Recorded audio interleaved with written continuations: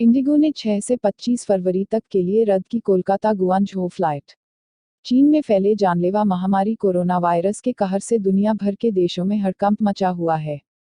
चीन में इस खतरनाक वायरस ने 260 लोगों की जान ले ली है और लगभग 9,000 से ज्यादा मरीज पाए गए हैं। विश्व स्वास्थ्य संगठन द्वारा कोरोना वायरस को अंतर्राष्ट्रीय आपात घोषित किए जाने के बाद अब इंडिगो एयरलाइंस ने 6 से 25 फरवरी तक के लिए कोलकाता गुआंझो और 7 से 26 फरवरी तक के लिए गुआंझो कोलकाता फ्लाइट को रद्द कर दिया है। इंडिगो ने अपने यात्रियों से इस असुविधा के लिए खेद जताते हुए कहा कि हम यात्रियों की परेशानी को समझ सकते हैं और हम उनके पूरे पैसे वापस करेंगे। वहीं शनिवार सुबह 7:26 बजे एयर इंडिया के विशेष विमान बोइंग 747 से वुहान से 324 भारतीय यात्रियों का पहला जत्था दिल्ली पहुंचा। बोइंग 747 जंबो विमान ने शनिवार तड़के वुहान के तियानहे अंतर्राष्ट्रीय हवाई अड्डे से उड़ान भरी थी और सुबह 7:26 बजे दिल्ली के इंदिरा गांधी अंतर्राष्ट्रीय हवाई अड्डे पर उतरा।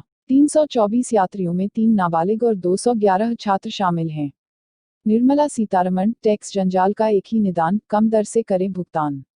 वित्त मंत्री निर्मला सीतारमण ने कहा कि आयकर व्यवस्था में 127 प्रकार की छूट है।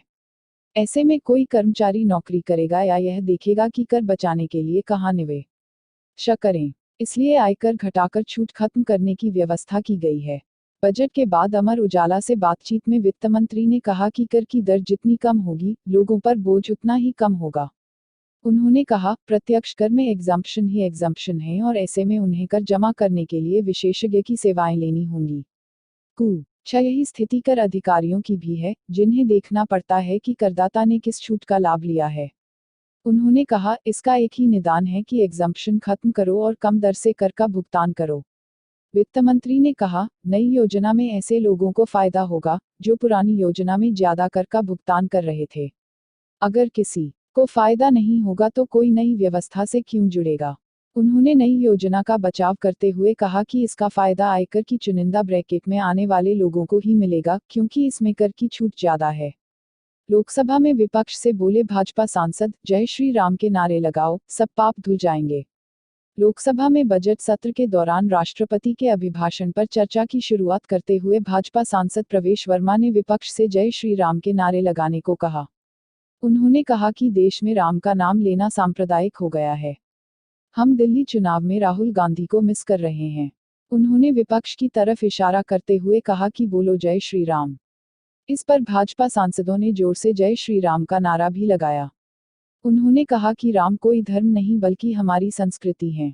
उन्होंने उंगली दिखाते हुए कहा कि बोलो जय श्री राम। दादा बोलो मुंह से जय श्री राम, सारे पाप धुल जाएंगे, बोल दो जय श्री राम। उन्होंने कहा कि वहां नारे लग रहे हैं कि हमें जिहाद चाहिए, हमें जिन्ना वाली आज़ादी चाहिए, पाकिस्तान जिंदाबाद के नारे लगाते हैं। वहां लोग कह रहे हैं असम और कश्मीर को देश से अलग कर देंगे। उन्होंने आगे कहा कि देश को मैं बताना चाहता हूं कि ये राजीव फिरोज खान की सरकार नहीं है, ये नरेंद्र मोदी की सरकार है। हम सीएए को कभी वापस नहीं लेंगे। सियाचिन में जवानों को कपड़े राशन तक मुहैया नहीं, सेना प्रमुख बोले, सीएजी रिपोर्ट पुरानी। दुनिया के सबसे ऊंचे युद्ध क्षेत्र सियाचिन में सैनिकों को आवश्यक कपड़ों, बर्फ के चश्मों और पर्याप्त राशन की कमी से जूझना पड़ा। इसका कारण यूपीए 2 सरकार के दौरान खरीद प्रक्रिया में देरी रही। इस दौरान बर्फ के चश्मों की 98% कमी रही, वहीं सैनिकों को जरूरत के मुताबिक हाई कैलोरी वाला राशन भी नहीं मिल सका, इसकी 82% कमी रही।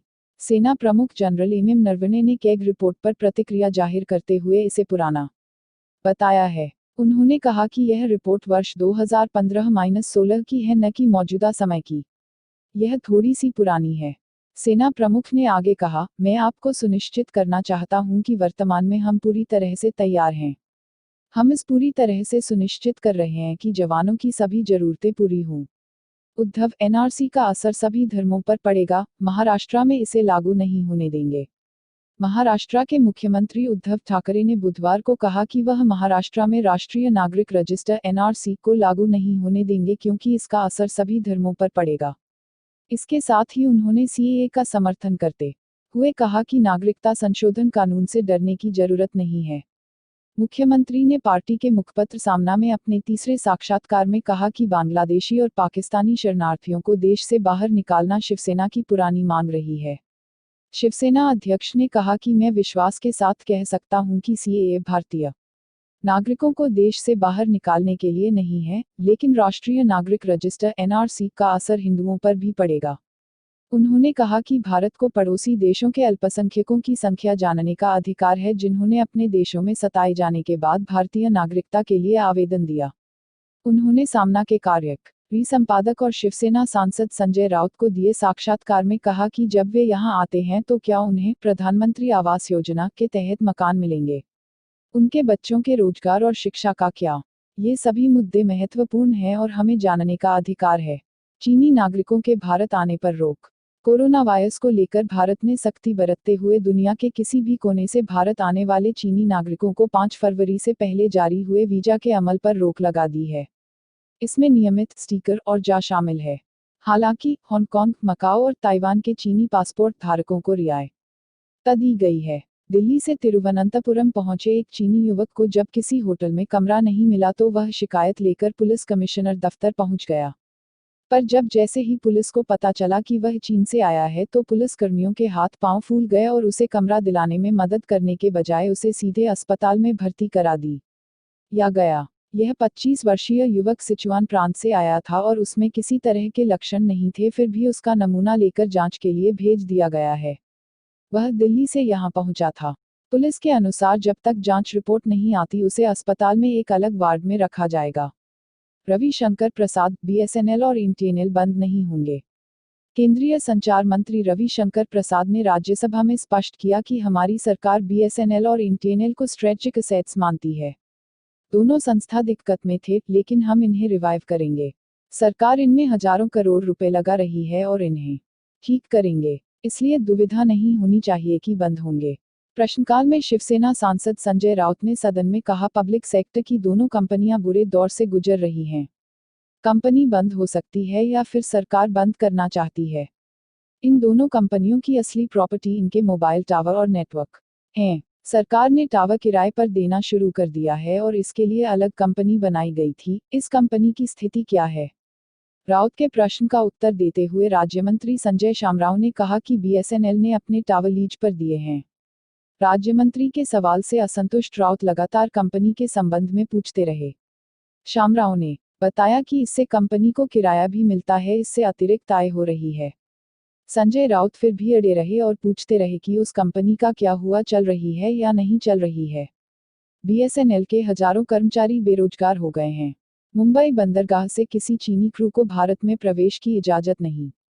मुंबई बंदरगाह पर आने वाले जहाजों पर चालक दल के सदस्यों क्रू में अगर कोई चीनी नागरिक है तो उसे भारत में उतरने की अनुमति नहीं होगी।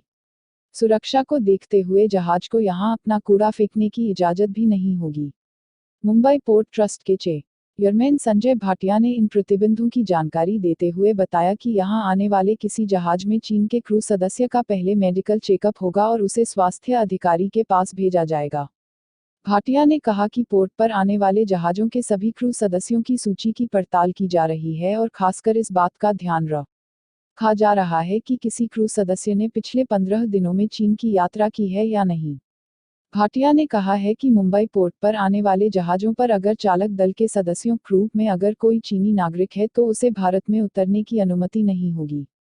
सुरक्षा को देखते हुए जहाज को यहां अपना कूड़ा फेंकने की इजाजत भी नहीं होगी। प्लास्टिक की बोतलों से बनेगा असम में आंगनवाड़ी केंद्र।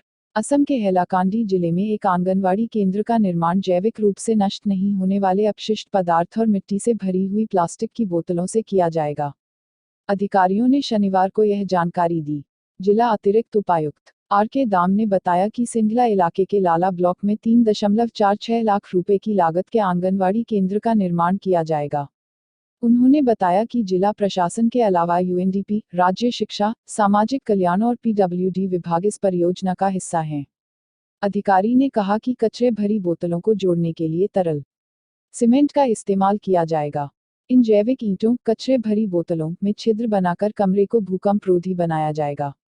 प्लास्टिक बोर्जन अभियान के तहत जिला प्रशासन ने शुक्रवार को एक कार्यशाला और एक रैली का आयोजन किया था जिससे प्लास्टिक की बोतलों को इकोब्रिक में परिवर्तित करने के बारे में जागरूकता पैदा की जा सके। जिला प्रशासन ने पहले से ही प्लास्टिक बैंक स्थापित किए हैं, जहां लोग एकल उपयोग वाली प्लास्टिक की वस्तुओं को जमा कर सकते हैं, जिन्हें बाद में जैविक ईंटों में बदल दिया जाएगा। 200 किलोमीटर रेंज के लक्ष्य सटीकता से भेदेगी प्रनाश मिसाइल। भारत की थल और वायुसेना की मारक क्षमता बढ़ाने के लिए Defence Research and Development Organisation (DRDO) Pranash missile का विकास कर रहा है। 200 किलोमीटर रेंज की इस टैक्टिकल बैलिस्टिक मिसाइल को पारंपरिक वारहेड से लैस किया जा सकेगा। इस मिसाइल का उपयोग किसी भी सामरिक व रणनीतिक लक्ष्यों को खत्म करने के लिए होगा। प्रनाश को प्रहार मिसाइल का आधुनिक रूप माना जा रहा है। प्रहार की क्षमता 150 किलोमीटर दूरी तक वार करने की है। इसे भी टैक्टिकल मिशन के लिए DRDO द्वारा विकसित किया जा रहा है। वहीं सतह से सतह पर मार करने के लिए यह ठोस ईंधन का उपयोग करती है। अगले 2 वर्ष में प्रनाश का ट्रायल शुरू किया जा सकता है। इस दौर में इसके सिंगल स्टेज सॉलिड प्रोपेलेंट प्रारूप को मित्र देशों को निर्यात के लिए उपलब्ध करवाया जाएगा। इस मिसाइल की रेंज मिसाइलों को बेचने के लिए तय अंतर्राष्ट्रीय प्रावधान के अनुरूप है। 24-25 फरवरी को पत्नी मेलानिया के साथ आएंगे अमेरिकी राष्ट्रपति। अमेरिकी राष्ट्रपति डोनाल्ड ट्रंप के फरवरी के आखिरी सप्ताह में होने वाले भारत दौरे की तारीख तय हो गई है। राष्ट्रपति ट्रंप 24 और 25 फरवरी को भारत की यात्रा पर होंगे। इस दौरान उनके साथ उनकी पत्नी मेलानिया ट्रंप भी साथ होंगी। व्हाइट हाउस की ओर से किए गए ट्वीट के माध्यम से यह जानकारी दी गई है।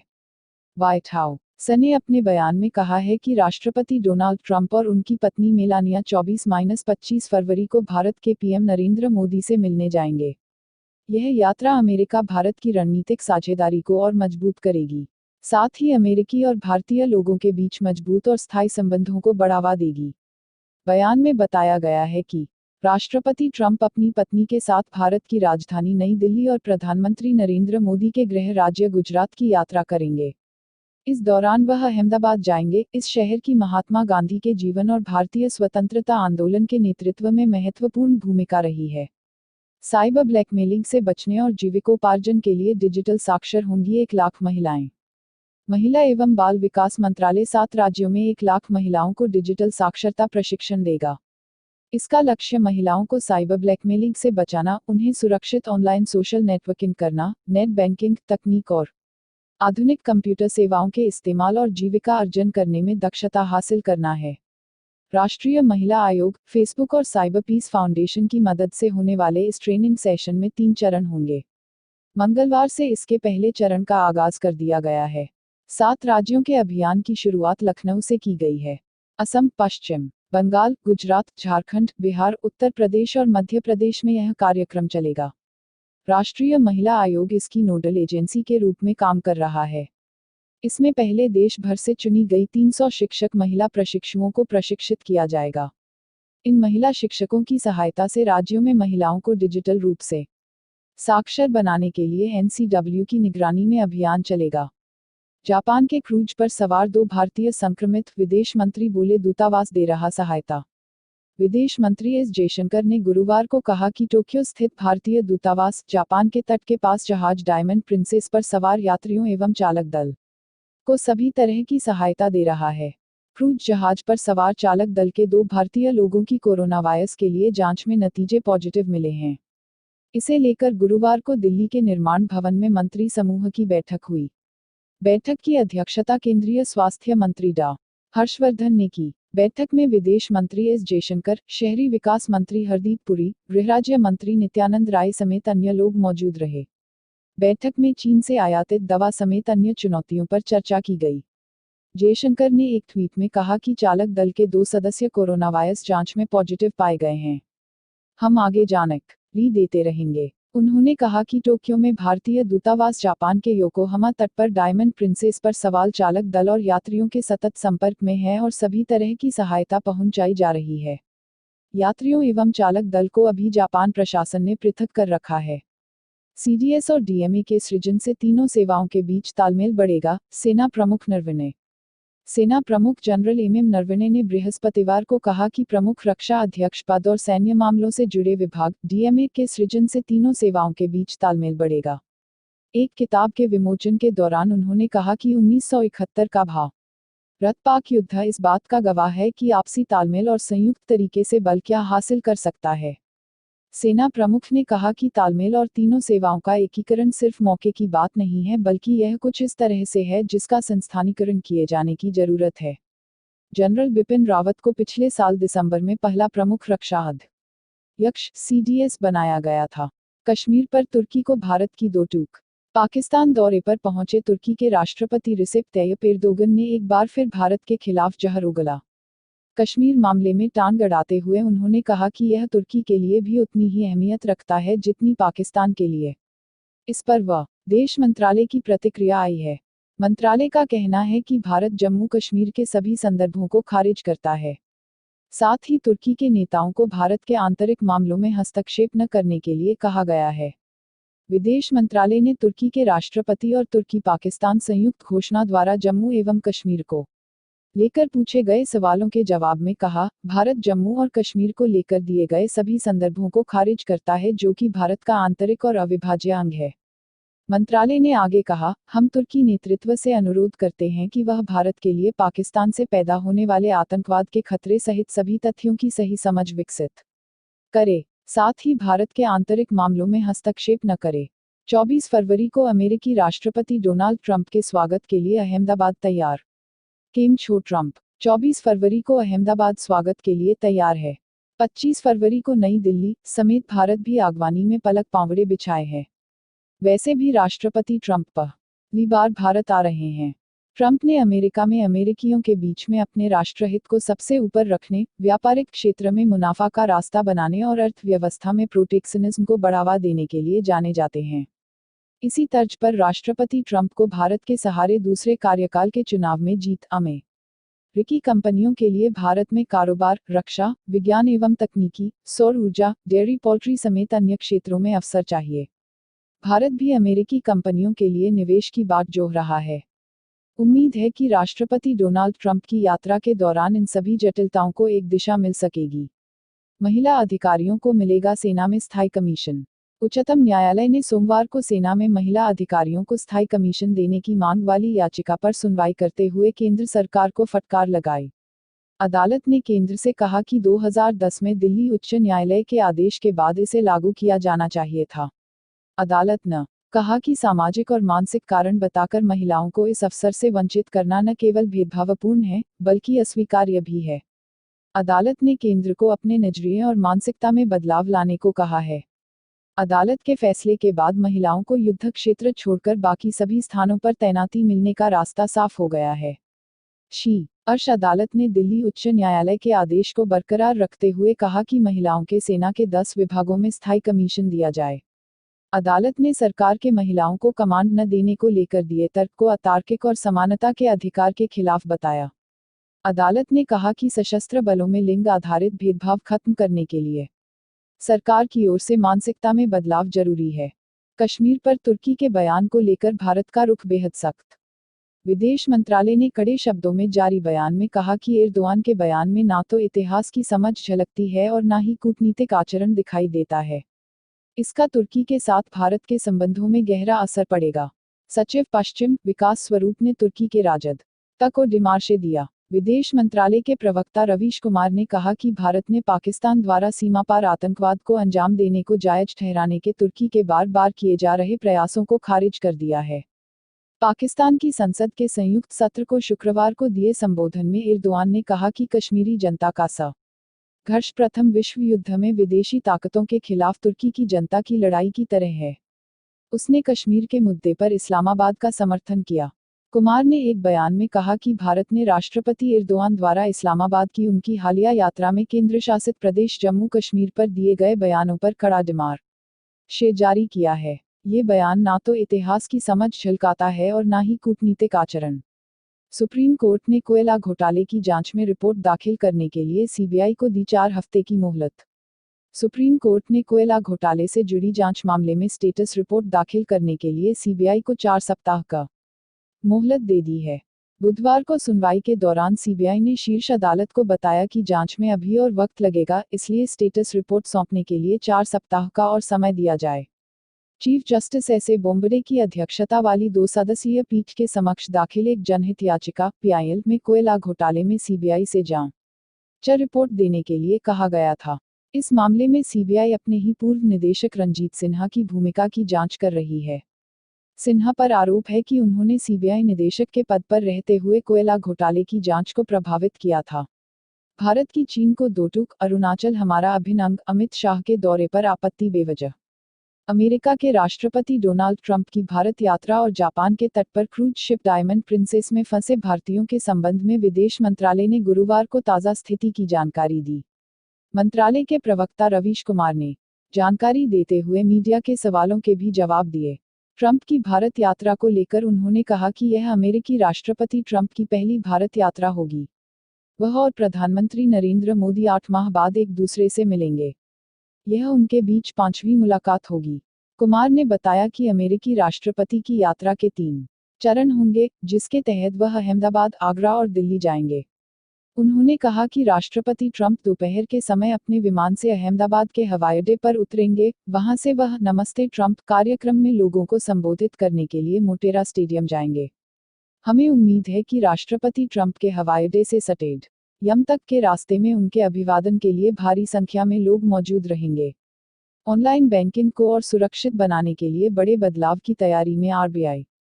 ऑनलाइन बैंकिंग को और सुरक्षित बनाने के लिए रिजर्व बैंक प्रक्रिया में बड़े बदलाव की तैयारी कर रहा है। इसके लिए आरबीआई और वित्त मंत्रालय के अधिकारियों के बीच मंथन हो चुका है। मामले से जुड़े सूत्रों का कहना है कि अभी तक ऑनलाइन बैंकिंग में transaction one time password OTP के जरिए पूरा होता है।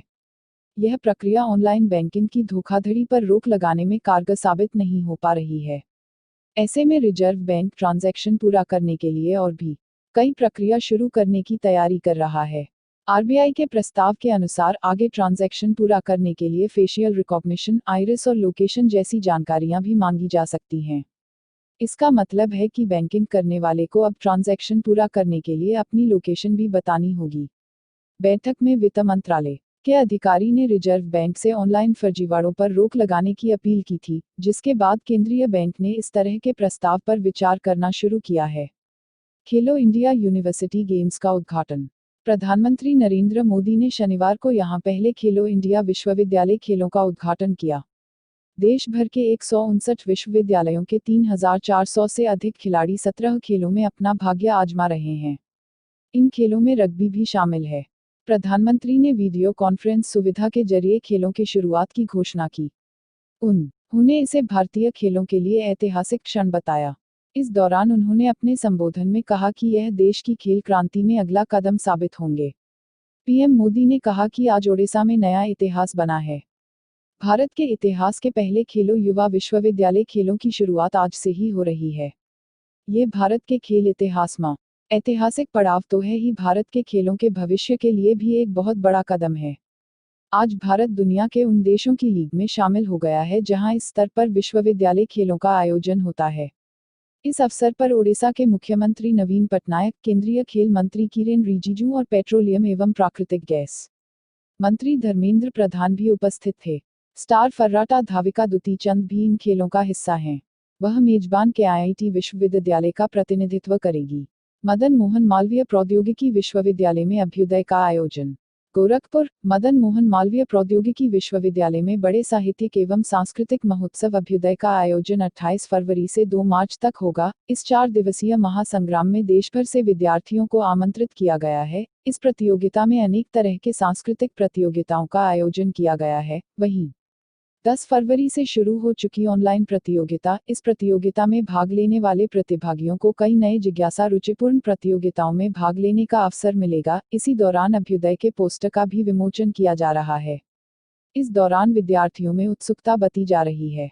सांस्कृतिक प्रतियोगिताओं में ड्रामेटिक्स, म्यूजिक, संगीत से सराबोर, boogie thrills, solo, group song, solo, group dance, war of bands, बंदिश और हरमोसा, फैशन शो जैसे इवेंट्स राष्ट्रीय प्रतिभा खोज की दिशा में अहम कड़ी सिद्ध होंगे।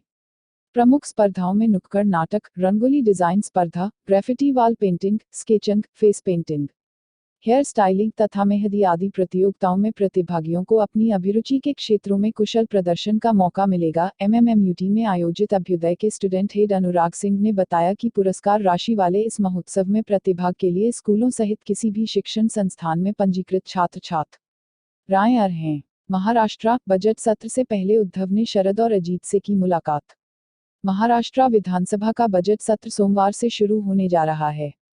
इससे पहले रविवार को मुख्यमंत्री उद्धव ठाकरे ने राकांपा प्रमुख शरद पवार और उपमुख्यमंत्री अजित पवार के साथ यहां अपने आधिकारिक निवास पर बैठक की।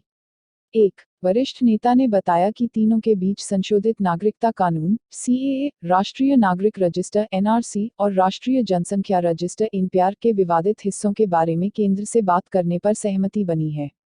यह बैठक ठाकरे के हालिया बयान की पृष्ठभूमि में हुई जिसमें उन्होंने कहा था कि उन्हें एनपीआर से कोई समस्या नहीं है और किसी को भी सीएए से डरना नहीं चाहिए। इन मुद्दों पर शिवसेना का रुख महाराष्ट्र विकास आघाड़ी सरकार में गठबंधन के सहयोगी राकांपा और कांग्रेस से अलग है। उन्होंने कहा कि मुख्यमंत्री के आधिकारिक निवास वर्षा में रविवार को हुई बैठक दो मुद्दों पर केंद्रित थी: राज्य में सीएए, एनपीआर और एनआरसी लागू करने और सोमवार से शुरू हो रहे बजट सत्र पर। नाम नहीं बताने की शर्त पर उक्त नेता ने बताया कि सीएए, एनपीआर और एनआरसी के विवादित हिस्सों के बारे में केंद्र से बात करने पर सहमति बनी है। नेताओं ने बजट सत्र में उठाए जाने वाले संभावित मुद्दों पर भी चर्चा की। तीन दलों की सरकार ऐसे मुद्दों से बचने का कोशिश कर रही है जिससे बजट सत्र के दौरान गठबंधन को नुकसान पहुंचे। अमेरिकी राष्ट्रपति ट्रंप भारत के लिए रवाना। अमेरिका के राष्ट्रपति डोनाल्ड ट्रंप रविवार को अपने भारत दौरे के लिए रवाना हो गए हैं। इससे पहले उन्होंने प्रधानमंत्री नरेंद्र मोदी को अपना अच्छा दोस्त बताया। ट्रंप अपनी पत्नी मेलानिया ट्रंप और बेटी इवांका ट्रंप के साथ विशेष हेलीकॉप्टर से व्हाइट हाउस के लिए रवाना हो गए हैं। इसके बाद विशेष विमान से वह भारत के लिए रवाना होंगे और सोमवार को सुबह 11:40 बजे वह अहमदाबाद पहुंचेंगे। अमेरिकी राष्ट्रपति डोनाल्ड ट्रंप की सोमवार को अहमदाबाद यात्रा के मद्देनजर उनके स्वागत के लिए गुजरात का अहमदाबाद शहर तैयार है। इस दौरान प्रधानमंत्री नरेंद्र मोदी के साथ वह रोड शो करेंगे और यहां के मोटेरा क्रिकेट स्टेडियम में नमस्ते ट्रंप कार्यक्रम में संयुक्त रूप से जनसभा को संबोधित करेंगे। अधिकारी और सुरक्षा एजेंसियां अमेरिकी राष्ट्रपति की शहर की यात्रा को देखते हुए तैयारियों को अंतिम रूप देने में जुटी हुई हैं। योजना के मुताबिक अहमदाबाद हवाई अड्डे पहुंचने पर अमेरिकी राष्ट्रपति का भव्य स्वागत किया जाएगा, जहां से मोदी और ट्रंप 22 किलोमीटर लंबा रोड शो करेंगे। पीएम मोदी एक को स्टैच्यू ऑफ लिबर्टी तो दूसरे को स्टैच्यू ऑफ यूनिटी पर गर्व। अमेरिका के राष्ट्रपति डोनाल्ड ट्रंप का सोमवार को 2 दिवसीय यात्रा पर भारत पहुंचने पर अहमदाबाद में जोरदार स्वागत किया गया।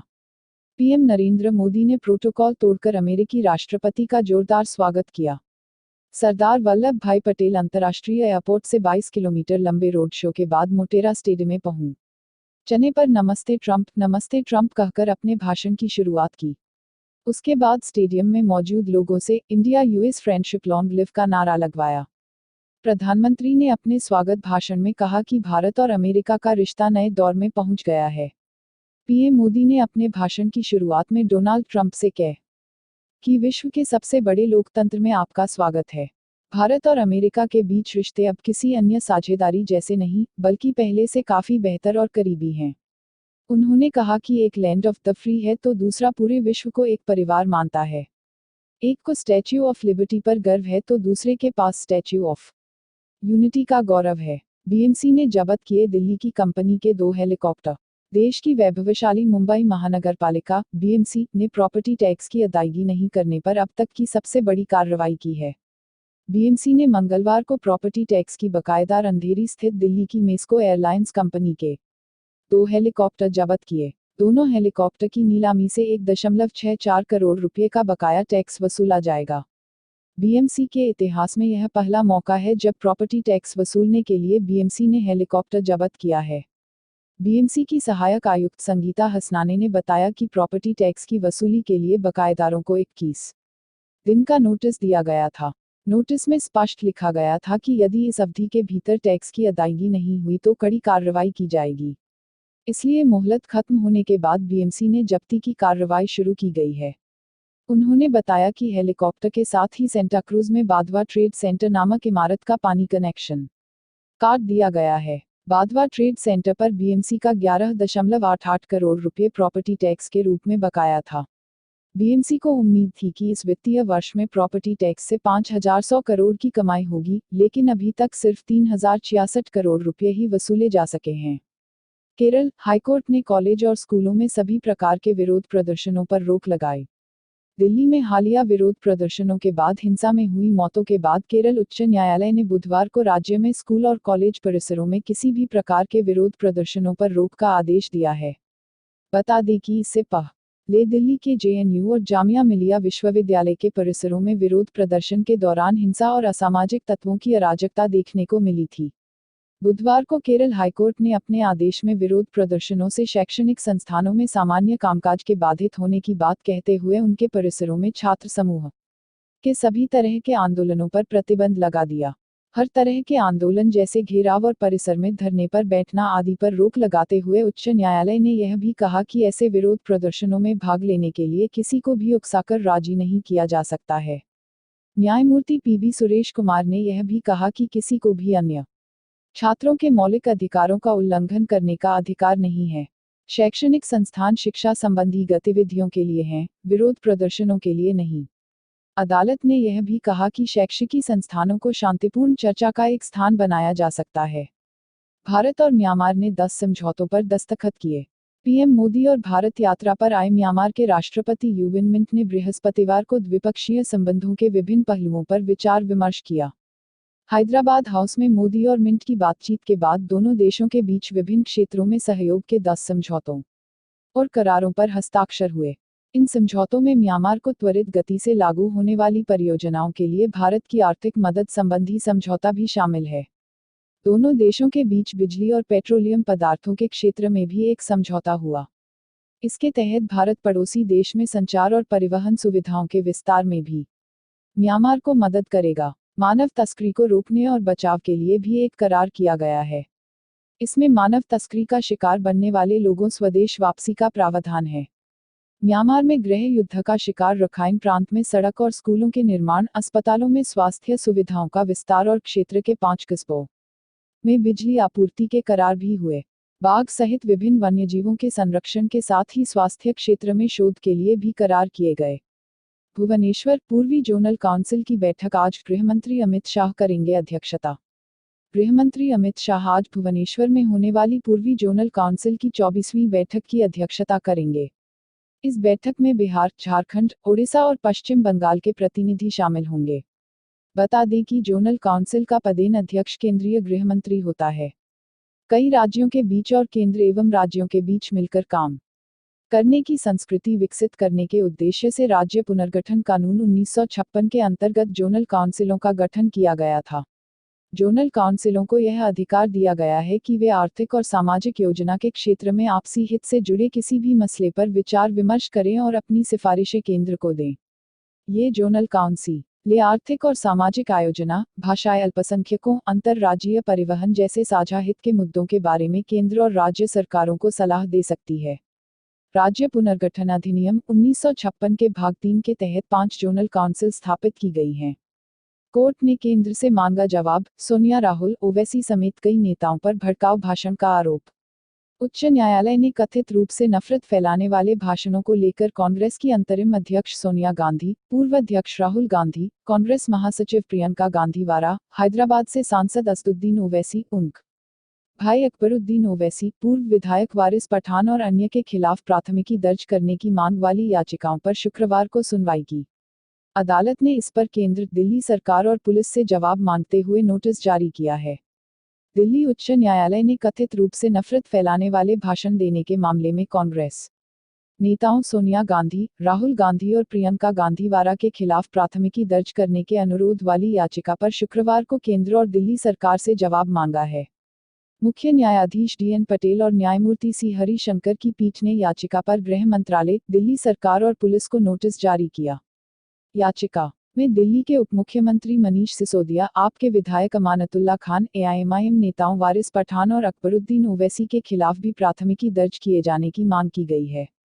याचिका में कथित रूप से नफरत फैलाने वाले भाषणों की जांच के लिए एक विशेष जांच दल गठित किए जाने की भी मांग की गई है। सिपाही विलास शिंदे की हत्या के आरोप में अहमद कुरैशी को उम्र कैद।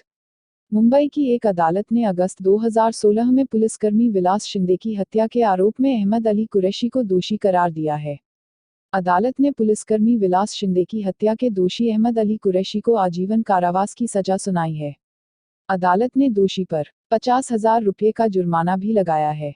बता दें कि 23 अगस्त 2016 को बिना हेलमेट के दोपहिया वाहन चलाने से रोकने पर कुरैशी और उसके किशोर भाई ने पुलिसकर्मी के साथ मारपीट की थी। सिर की चोटों के इलाज के लिए अस्पताल में भर्ती शिंदे ने 31 अगस्त को दम तोड़ दिया था। अभियोजन पक्ष ने अदालत को बचाया की घटना के दी। न शिंदे बिना हेलमेट बाइक चलाने के खिलाफ खार रोड पर एक पेट्रोल पंप के पास चेकिंग कर रहे थे। बाइक चला रहे 17 साल के लड़के को शिंदे ने बिना हेलमेट के सवारी करने पर रोका। शिंदे ने किशोर से उसका ड्राइविंग लाइसेंस दिखाने के लिए कहा और उसे निर्देश दिया कि वह अपनी मोटरसाइकिल की चाबी दे और अपने परिवार के सदस्यों को बुलाए।